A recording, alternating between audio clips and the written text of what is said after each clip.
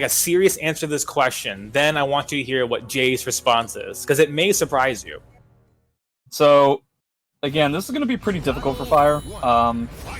CJ playing Talim, probably one of, if not the most experienced people against Talim, has a whole concept and understanding of how to play in this matchup.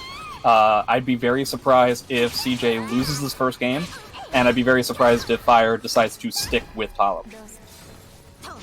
But we will see. Certainly getting some good stuff now. A little bit easier to do that on a no Rosami, though. Sacrificing the first round for one white is not a good look. I expect that CJ's just going to go straight to red at this point. He's getting issues. He's trying to go in, and then he's getting smacked. Hey, here's a rose. No, deciding to stick with white. Huh. That's white 3. is definitely very, very powerful against Talim.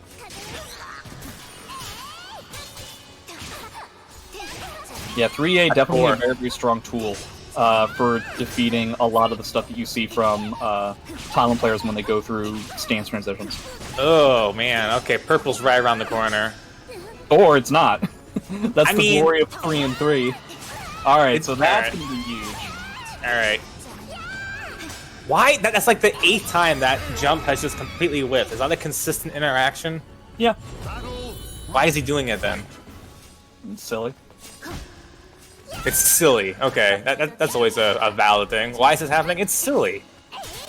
I mean, it's Soul Calibur 6. I don't know what you want from me. This is an honest game, sir. Yeah? Alright, so purple Amy in the 3rd round is pretty very hard to beat. Yeah, there's no real point in using break attacks against a purple Amy, my guy. How can he? Yeah, like because you have to brawl with Amy to a degree because you're Talim, but like you're not. You don't have better buttons. You can't pressure. You can't stance transition because now he has 214B. You can't poke. You can't out damage. You can't outspeed. I guess just keep it like, like pray and hope you can win with like 2K. Yeah, it's futile to try to do strings. Yeah. Unless you're scoring direct hits from the get-go. Alright, yeah. MasterCJ's use of full crouch 3K as well. Basically, if that hits now, it's going to be game over. Burn a bar, maybe? I like the punish. Okay. You're going to need so much more. Okay. Stays alive. It's a shame he wasn't able to get a punish on the 214B. Here it is. Alright. Oh, he did not die. That is good for Fyre Necromancer. What did CJ try to do? Was that a mid parry? It seemed like a little bit late to be a mid parry. It looked like a mid parry. He tried to high parry, or tried to mid parry and got caught here by the high. Yeah, because there's no real point in doing a high parry in that situation because you still have 3A. All right, well, Fyre's making it work, but again, this is 2 bars. Okay, so we got a soul charge here. How is Fyre going to spend his bar, though? Is he going to burst sometime, or you could save it for a super? I would assume save it for a super. Oh, no. Oh, doesn't do the full combo. Went for, like, a tech trap. Yeah, you can't do those stance transitions against white Amy. I burst, because it's looking pretty dire. How's he going to make the comeback? 6-6-A, baby. Okazemi, what do we got? Pressure, baby. Why are you blocking? Then he died. Yeah, okay. I was going to say, that was still a very impressive game from Fyre. That was pretty fantastic. This character is broken. Purple Amy is not easy to play against. She's broken. Welcome to the stage of history. You can complain all you want. I bet all the money in my pockets against all the money in your pockets that Amy is not getting nerfed this patch. We already know that she's getting buffed. Hey, how do we know that? Because they mentioned that 4-6K's range is going to get buffed. You know, they should buff Yoshimitsu. I think Yoshimitsu is he's a character that struggles a lot in neutral. His Oki game can be rolled to the left. And it's actually, like, buff that character, man. That character is so, like, he's so hard to play, you know? Just sometimes mixing up people is just difficult. And it should make it easier. Boom, can I ask you a question?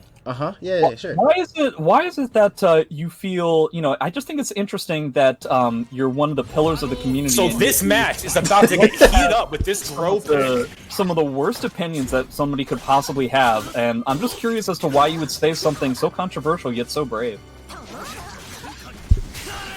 because this is interesting that Fyre picked Grøh in this matchup because Grøh actually struggles versus 88. It's gonna be interesting. I can kind of see it in the sense of probably out of all the characters that Fyre plays, I would say that Astaroth probably does best. Grøh is really hard to beat Andy with.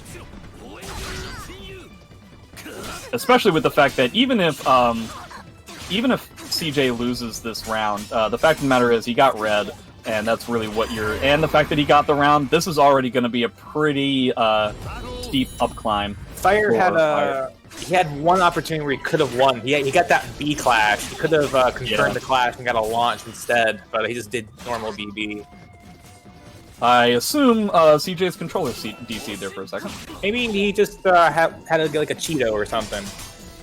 Yeah, it's an interesting time to take a Cheeto. I feel like there's other times that are more opportunistic, but yeah, 4AA is going to be very tough for Grøh to deal with. It's also the fact that a lot of his pressure with things like 6A relies on highs, which isn't really a great idea. Also, Amy has a pretty unique ability of nullifying Grøh's soul charge pretty consistently. Really? Even without White Rose? Yeah, 3A and 6A make Grøh hitboxes very difficult. Oh, wow. It really seems like one of the main ways that Fyre has a chance of winning is CJ's controller DCing. Decides not to mid-parry that. That's interesting. Up against the wall. Oh, yeah, you gotta worry about this. This is about as much damage. Oh, it's not going to give him the second wall splat, but still pretty good. Oh, I appreciate that. That was a tech trap. He could have teched out of that. Spicy. Alright, that's 2. I still feel like so much in her pressure just incidentally that just throwing out a random crouch grab from time to time is a pretty strong way of going about things. Not to mention, if you have a typical adaptation that an Amy player will do if they're constantly getting low grab from their tech crouches to go to stuff like 6BB and AA and stuff, right? But all of that stuff loses to 6K. And so, you know, one of the main things that you can do as an Amy player is to use 4B, because Astaroth has a real tough time dealing with that move. But at the same time, if Astaroth sidesteps it, that's a 2-2B lethal hit. And so you're always risking a lot whenever you potentially get hit against Astaroth. Decides to go back to Talim. He did do pretty well with Talim, better than I would have expected initially. He just has to not let that start happening. Yeah, 4B plus K is pretty good against Talim because of her low range. Oh, yeah, that's a rose. 2 white roses already is pretty rough. Oh, that's no. 3. Oh. Even if CJ lost this round, oh my god. 4. So, white 5, rose... Yeah. 6. Alright, congratulations. Alright, so you got a good punishment. Well, I feel like could have been better, but... 7. Jesus Christ, dude. And here comes 8. No? Okay, he's alive. Alright. Okay, so this is what I think... okay. So this is what I think Fyre needs to do. Make it so that CJ's controller DCs enough to where he just loses 2 rounds right now. And then maybe Fyre. Okay, so he doesn't really. So even if that happens, Fyre's still in a pretty big disadvantage.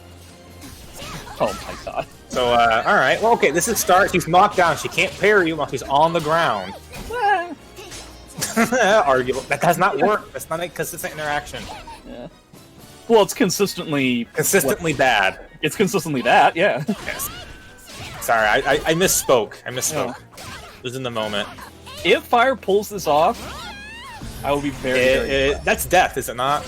I don't think so because of the scaling on the 2-2B. But the low health bonus? Oh, yeah, no, you're right. Not gonna be enough, yeah. I'm not the Amy player. It effectively puts him in 4-4A range. Well, okay. Yeah, probably waking up with a high, not really great against a character like Amy. I should mention that Talim does have the second best answer to 4AA in the game. Oh, that's Half-Life. That's legit Half-Life. Ooh, big girl damage.